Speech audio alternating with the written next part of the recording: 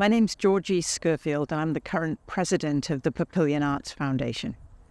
The Papillion Arts Foundation has come together over the last year, but it's been in process for some time, and really started when arts organisations in Papillion started talking to city council members and the mayor about what our future could be.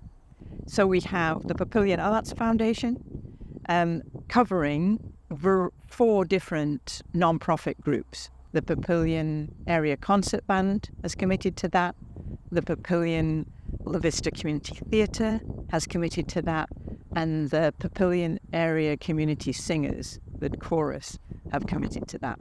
The Papillion Council of Artists is also part of this, and they were originally a part of the city, and they were the Mayor's Arts Council.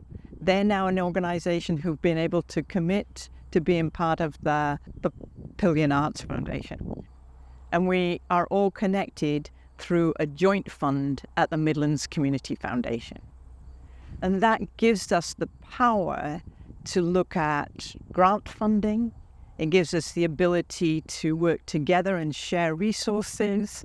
It helps us work with the city to engage the city council and the mayor in what arts could look like in Papillion, what the potential is, and also to identify what wonderful creative work is already going on in Papillion and how we support it and encourage those artists to work together.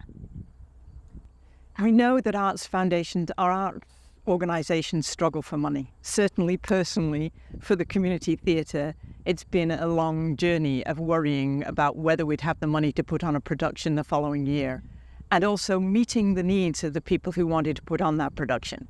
Limiting what they could do felt terrible when there were creative and wonderful ideas, but also maintaining the structure so that we had liability insurance, and we could pay the bill for the storage of props and costumes and whatever we had. All those things still had to happen, even if we wanted a wonderful show right here at the Sumpter.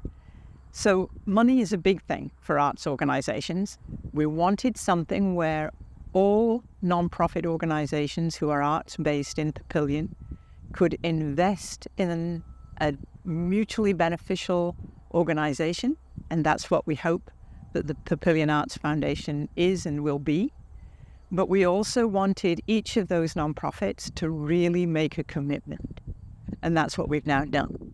So each of us have a fund at the Midlands Community Foundation, and each of the organisations agrees to maintain $5,000 in that fund, and we also agree to give 5% of our gross profit at the end of our year to the Papillion Arts Foundation.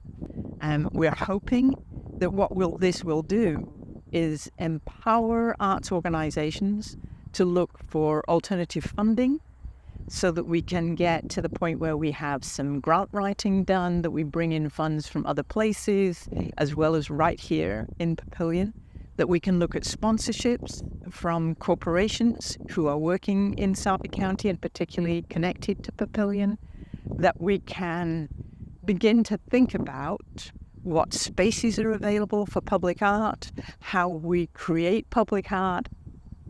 We also want to encourage artists to come forward with ideas that maybe seem off the wall or wild, so that we can look at what the creativity is and what's possible. And we want to be able to work with the City Parks Department, for example, to look at whether we could do some public art in the park. We want to look at whether we have shared facilities with other organisations. We want to look at what nonprofits are out there who'd like to partner with the Arts Foundation and be part of this initiative. But we want to hear from the community about what they want. So we've planned 2 listening sessions, which will be held at the Landing, one on September 28th at 7 p.m. and one on a Sunday, October at 2 p.m. We want to hear from people in Papillion about what they would like to see. And for me personally, I want to see lots of diversity. Art should be inclusive and diverse and creative and fascinating. And not everybody is going to love all of it, but everyone's going to love some of it.